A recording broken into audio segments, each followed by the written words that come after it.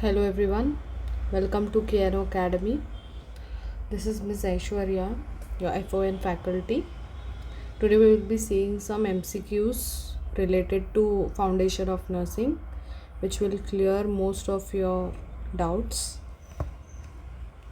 So first question is, which situation is most likely to cause an increase in the insensible water loss? Okay, insensible water loss. So what are the options? First is dehydration, next is excessive sweating, hyperventilation and diuresis. So as you know, there are two types of water loss in our body. First is sensible and second is insensible.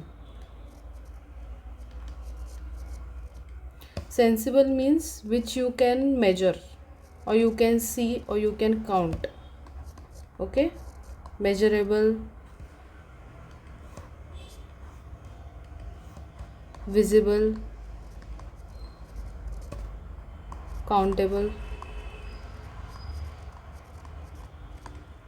and insensible means you don't know, you won't come to know when it is getting lost.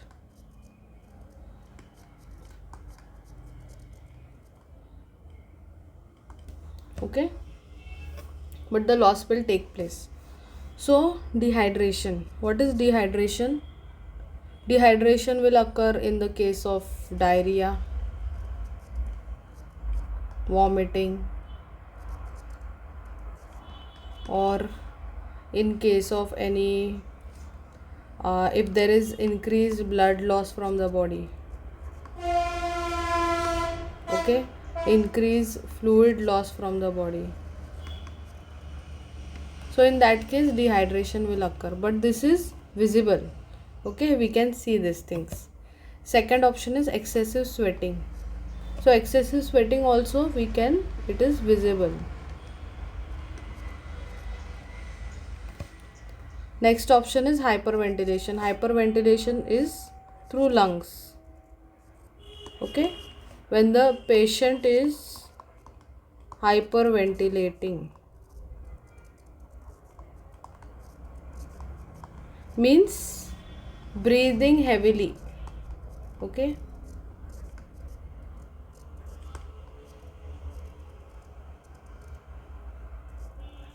that time what is happening? Air is going out in the form of vapors from the lungs. Okay, this we are not able to see. Next option also we will see diuresis. Diuresis means what? Increased urine output. So this is measurable. So dehydration is measurable, sweating is measurable, diuresis is measurable. So what will be your answer? Your answer will be hyperventilation.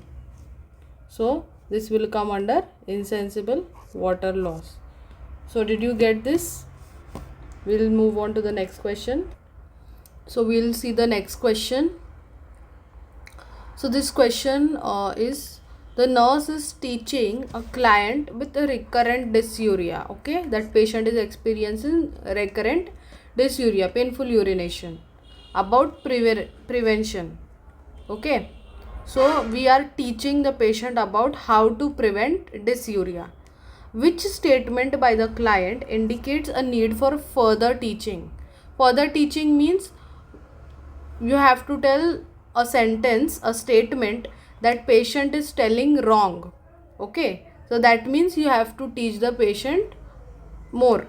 So first option is, I will drink at least 8 glasses of water. Okay, 8 glasses of water. If fluid intake is more, that means it will help prevent dysuria. Okay, help prevent dysuria. So this is the correct statement. So for this you no need to do further teaching. Okay, also remember, if dysuria is happening, means the cause is mainly UTI. Okay, mainly UTI. Next option is I will urinate after sexual intercourse. Okay, so this is also a correct statement. For example, after sexual intercourse, okay, there are some bodily fluids which are present in the vaginal area of the female. So it is very important, if the female urinates, okay, so there are high chances that the bacteria flows off, okay, flows off the urine. So this will decrease the incidence of UTI or dysuria. Next is I will wipe from back to front after using the toilet. Back to front means back is anal opening. Okay, back is anal opening and front is vaginal opening. If she washes from back to front, that means she is passing on the bacteria from this area to this area. So this will increase the risk of infection. Increase the risk of infection, which will lead to dysuria. Okay. Next option is I will avoid using scented feminine hygiene sprays. So this statement is right. You have to avoid all these type of products, so to decrease the risk of UTI or dysuria. So directly which option is correct? Okay, third option is correct, that is I will wipe from back to front after using the toilet. So this is the correct option. Understood? We will move on to the next. So the next question is, which of the following patient is at most risk for developing dysuria? So first option is a 45-year-old male with a history of kidney stones. Okay, so 45-year-old male complaining of history of kidney stones.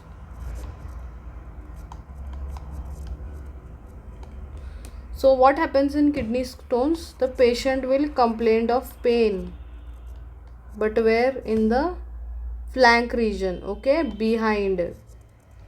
Why? Kidneys are retroperitoneal, okay, retroperitoneally located. So behind the back, pain will be behind the back. Second option is a 25-year-old female who is sexually active. So 25-year-old female, so she is a young female who is sexually active. Okay, sexually active means regular sexual intercourse.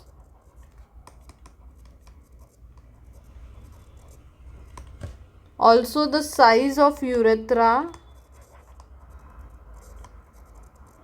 is small in females, young females. So there is high chances that when a female is aroused sexually, there will be lubrication. Okay, lubrication. And what does the bacteria need? What does E. coli need? Moisture. So as soon as there is lots of moisture, the E. coli will enter into the urethra and cause UTI. Okay. Next is a 60-year-old with uncontrolled diabetes. So diabetes has no relation with dysuria. Okay, no relation with dysuria. Next option is a 30-year-old on a low protein diet. Low protein diet won't affect on the dysuria. Okay, won't cause dysuria. So a direct answer goes a 25-year-old female who is sexually active. So we will move on to the next question. So we'll start with the next question, that is Nurse Joy is preparing to administer medication through a NG tube that is connected to continuous suction, that is continuous drainage.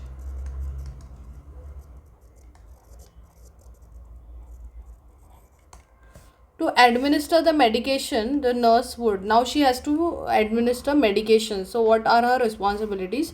First option is position the client supine. Okay, supine, to assist in medication absorption.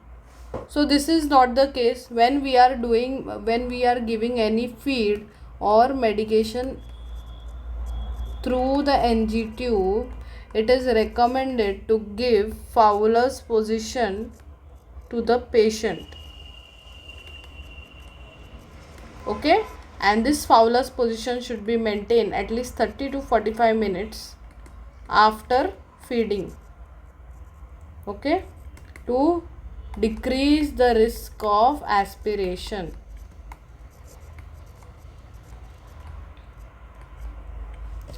Next option, so this option is wrong. Next option is clamp the NG tube for 30 minutes following the administration of the medication. Okay, so for example, NG tube is there. This is the NG tube, okay, inserted into the nose of the patient. So this tube is attached to a continuous drainage bag. So if you have given medication to the patient, you have to disconnect the tube from the continuous drainage for some time. You have to clamp. Okay, clamp means you can close this. You can close the tip and you have to wait for 30 minutes so that this medication will get absorbed into the body. If you are not disconnecting from here, so as soon as you give the medication, it will come into the bag. Why? Because there is continuous suction going on. Okay, so this is the right option. Third point is aspiration of NG tube after medication to maintain patency. So this is wrong. Okay, we never aspirate the medication, never aspirate medication, because why? We are giving this medication so that it gets absorbed in the body. And to maintain patency, there are various steps. Okay, how do you check patency of the tube? Before administration of any feed or medication, you have to check the patency of the tube. So there are various methods. So first option is, you can, the very first and the main option, that is confirmatory, that the tube is in position, is X-ray. Okay, how will you confirm that the tube is in position? That is X-ray.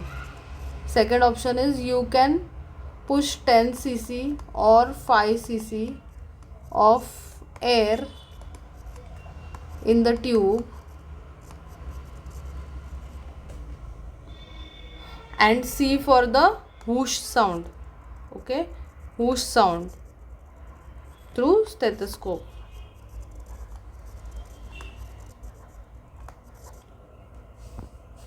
Next option is, you can put a bowl filled with water and put the NG tube in this, the end of the NG tube. If there is continuous bubbling,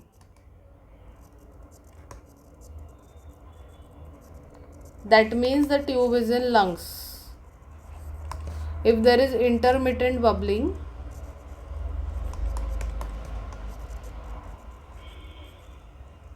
that means the tube is in stomach.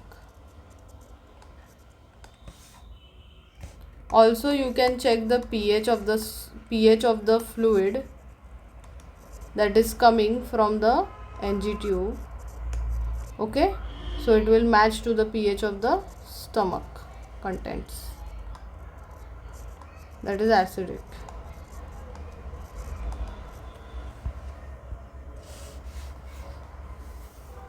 One more point is, in NG tube, the 10 French is black, 12 is white, 14 is green, 16 is orange and 18 is red. Same for suction catheters. Okay, color coding is same for suction catheters. So this point you need to remember. Next is change the suction setting to low intermittent suction for 30 minutes of the medication. So this is also wrong. The suction setting won't be changed, okay, for low intermittent, because as soon as you give the medication it will come into the suction bag. So I hope you understood this question. We'll move on to the next question. So the next question is, the client is receiving TPN. What is TPN? TPN is total parenteral nutrition. So which lab test should be evaluated while the client is receiving TPN? So if the client is continuously receiving TPN, which lab test? Okay, which test you will do? First is blood glucose, creatinine, hemoglobin and WBC. So blood glucose level. So you should know that TPN is mainly composed of dextrose. Okay, so we are continuously giving dextrose to the patient. That means we are giving good food to the patient, and if you suddenly stop, what will happen? Patient will go in hypoglycemia. Okay, hypoglycemia. So to evaluate this, we need to do blood glucose monitoring. Okay, next is creatinine. So creatinine will be done in cases of CKD. What is the normal value of creatinine? 0.6 to 1.2 mg per dl. Okay, so this is the wrong option. Then HB is done, hemoglobin is done in cases of anemia, okay, or any routine examination. WBC is seen in case of infections. So what is our right option? That is blood glucose. How do you prevent hypoglycemia in case of TPN? You have to taper and stop. Taper and stop. Never stop suddenly. Okay. So the treatment of hyperglycemia will be, if a patient gets hypoglycemia, how you will treat? You will give 10% of dextrose. Okay, and all of you know that dextrose is hyperosmolar in nature. All TPN products are hyperosmolar in nature. Okay, so the right answer is blood glucose. Next question. Next question is, lateral curvature of the spine is called as. So first option is what? Lordosis. Lordosis is also called as inward curvature. Okay, what happens in lordosis? Inward curvature of spine, also called as a policeman walk or pregnant woman walk.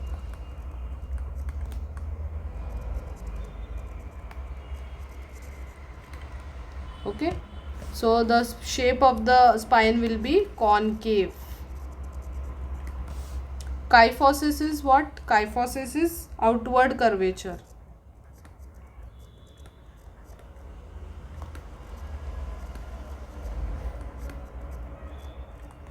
So patient, like lordosis may the curvature of the spine will be like this. Okay, this is the back. In kyphosis it will be like this. So this will be convex. Scoliosis is lateral curvature. Okay, like this. It will be S shaped. So this is our right answer. And this is not rectus, this is pectus excavatum, pectus, that is depressed sternum.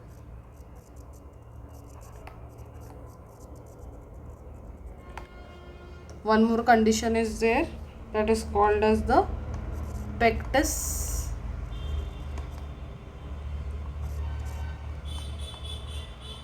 carivatum, that is protruded sternum.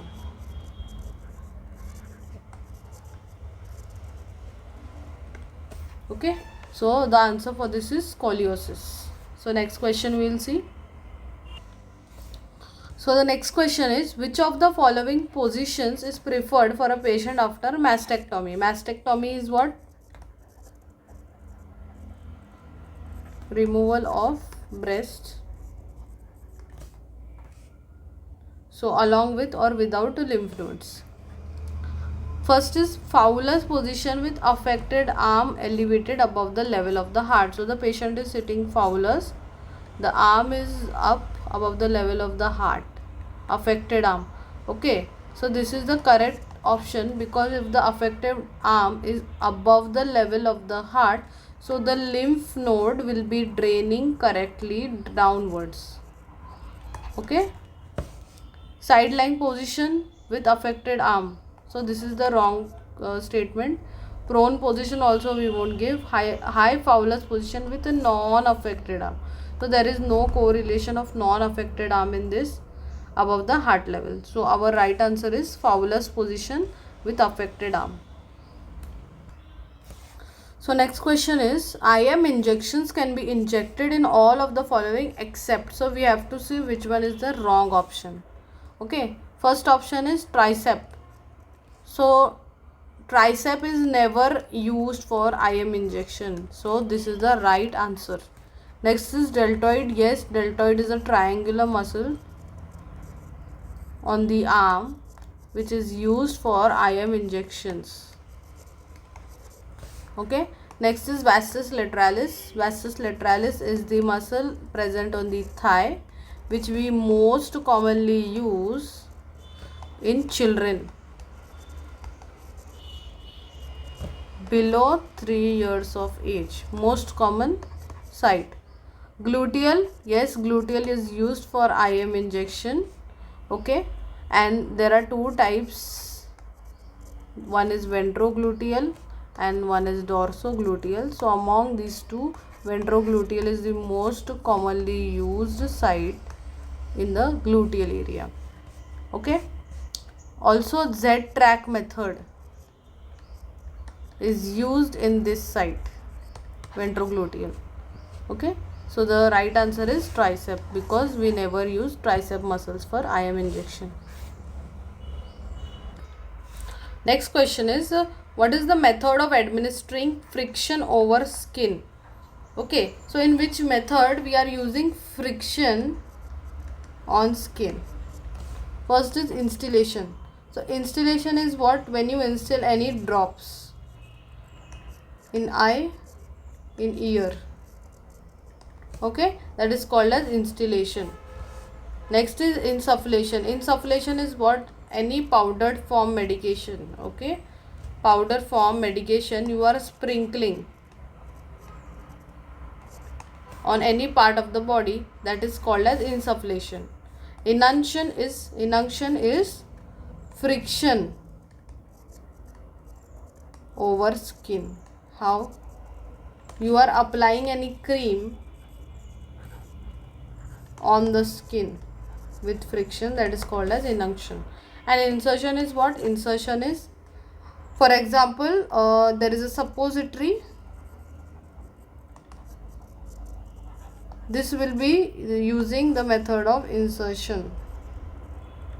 Okay, with your index finger into the anus. So the correct answer is inunction. So we will move on to the next question.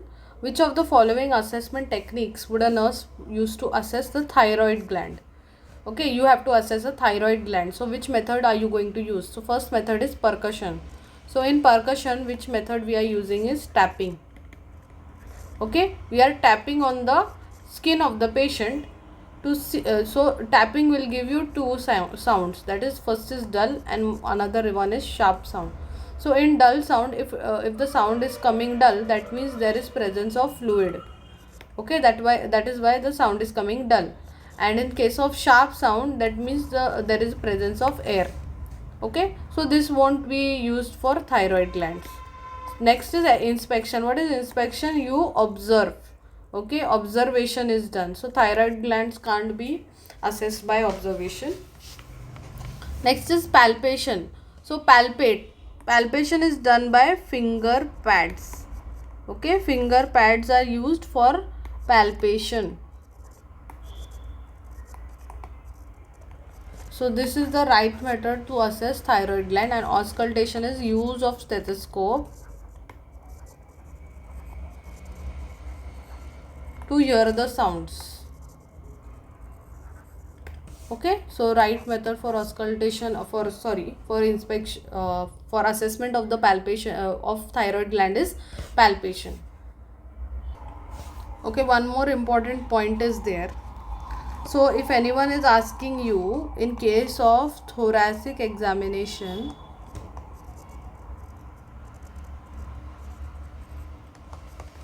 what is the sequence of assessment?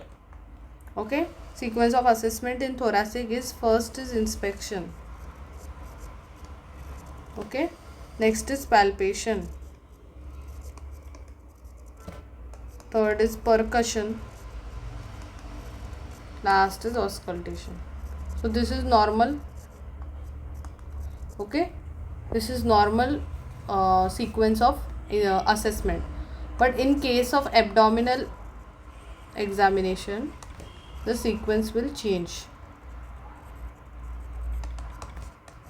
Okay, the sequence will be, first will be inspection, second will be auscultation,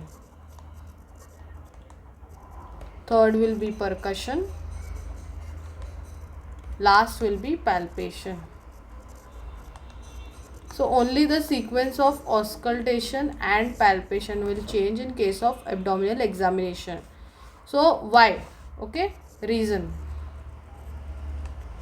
will be, in cases of abdominal examination, if you do palpation before auscultation,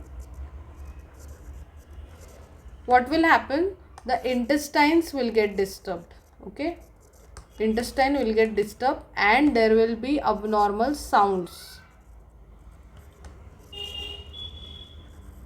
So your assessment will get wrong. That is why it is always advised to follow this sequence in case of abdominal examination. Next question is, to avoid the pulling of the urinary catheter, the nurse should tape the catheter on the patients. So this is a very easy question. Okay, upper thigh, lower thigh, hand and foot. So there is no correlation with hand and foot. Okay, lower thigh. So lower thigh will be too far away, that will increase the risk of pulling of urinary catheter. Okay, so that is why our answer will be upper thigh. So next question is, in case of you are taking temperature of a child, the thermometer is inserted in the anus up to, so they are asking you how much level of insertion of thermometer you have to do in case of, if you are checking in the anus. Okay, 1 to 1.5, 1.5 to 2, 2 to 2.5 and 0.5 to 1. So the answer is 0.5 to 1 inch. So you have to know that the rectal temperature method, okay, it is the most reliable method,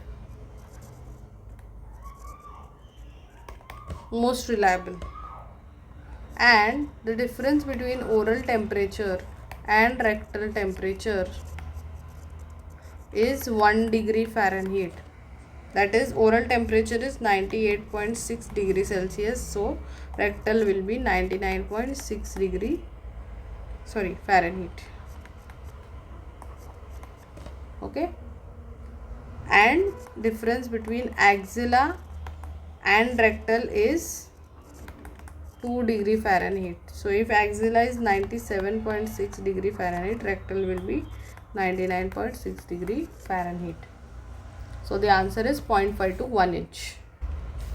So next question, if the temperature of the object is 140 degree Fahrenheit, then its temperature in centigrade is, so they are asking conversion. So we will apply the formula C is equals to F minus 32 into 5 by 9. Okay, this is the formula. So we will put in value. So they are asking us in centigrade. So F is 140 minus 32 into 5 by 9. Okay, 140 minus 32 is 108 into 5 by 9. Okay, so first you need to multiply these two. 108 into 5 is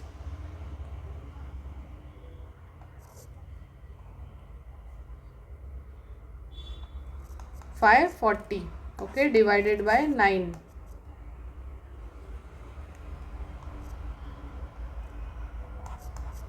So the answer is 60. Okay, answer is 60 degree centigrade. So in this way you will solve such type of questions. So the next question is the characteristic fever found in typhoid. Okay, so typhoid is caused by what? Salmonella typhi.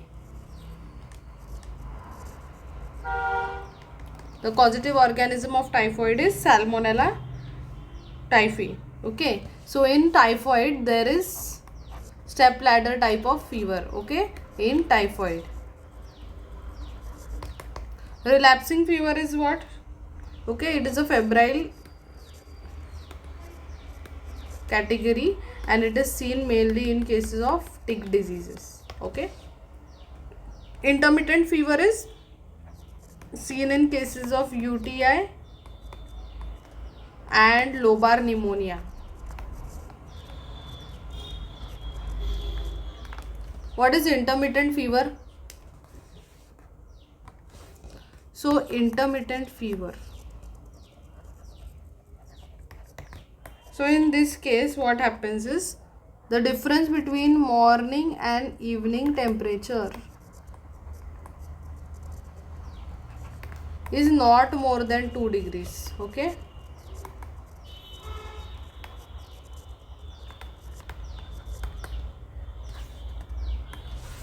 not more than 2 degrees.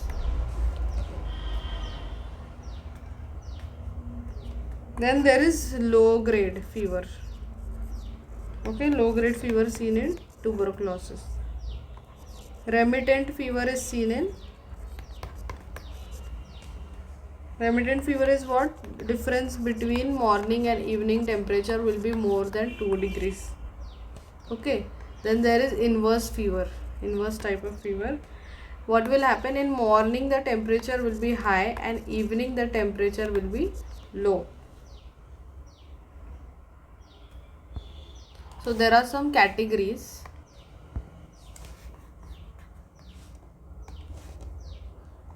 So there is low pyrexia, moderate pyrexia, high pyrexia, hyperthermia and hyperpyrexia. Okay, what is low pyrexia? Is the temperature between 99 to 100 degree Fahrenheit. Moderate pyrexia is 100 to 103 degree Fahrenheit. High pyrexia is 103 to 105 degree Fahrenheit. And hyperpyrexia is more than 105 degree Fahrenheit. So if the temperature is less than 103 degree Fahrenheit, you will do tepid sponge. Okay, as soon as it crosses 103, you will advise for a cold sponge. Okay, I hope you understood this question. We'll move on to the next question.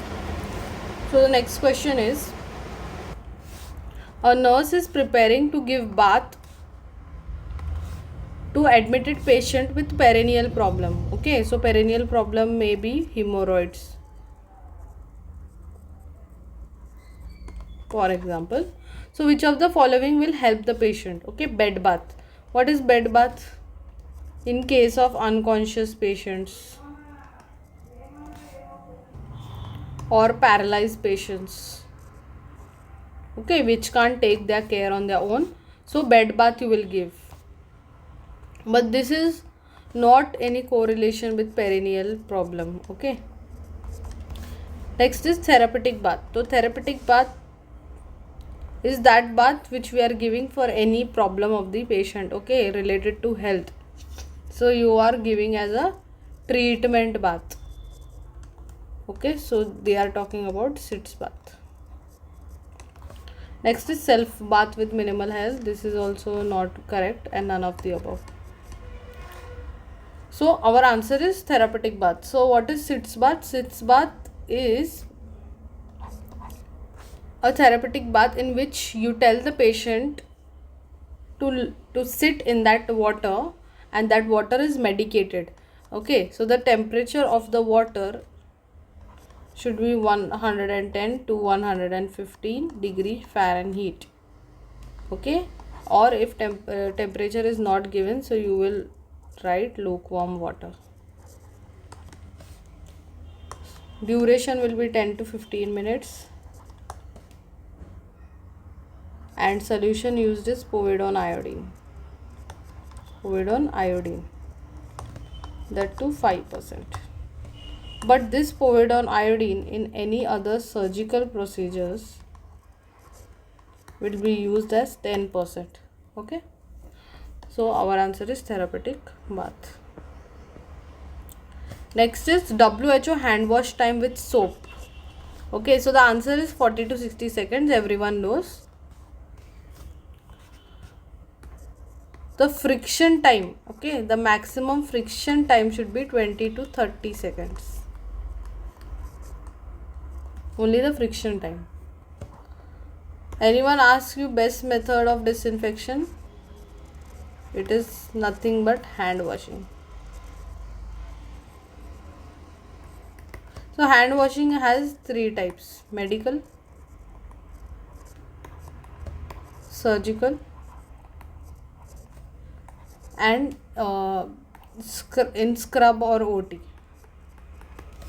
Okay, so medical hand washing is done for 2 minutes, surgical for 5 minutes, and in scrub or OT for 10 minutes. Medical hand washing always elbow to wrist. Okay, so the flow of water will be elbow to wrist. In surgical, the flow of water will be wrist to elbow.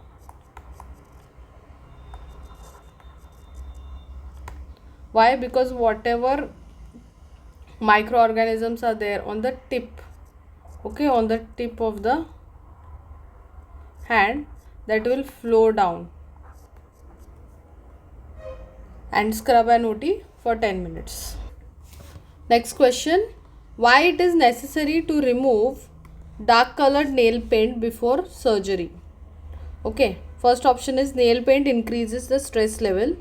Nail paint is chemical agent which increases the risk of burn injury. Nail paint increases chances of infection, and nail paint interferes with the detection of CRT.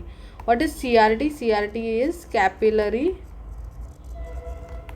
refill time. That should be less than 3 seconds.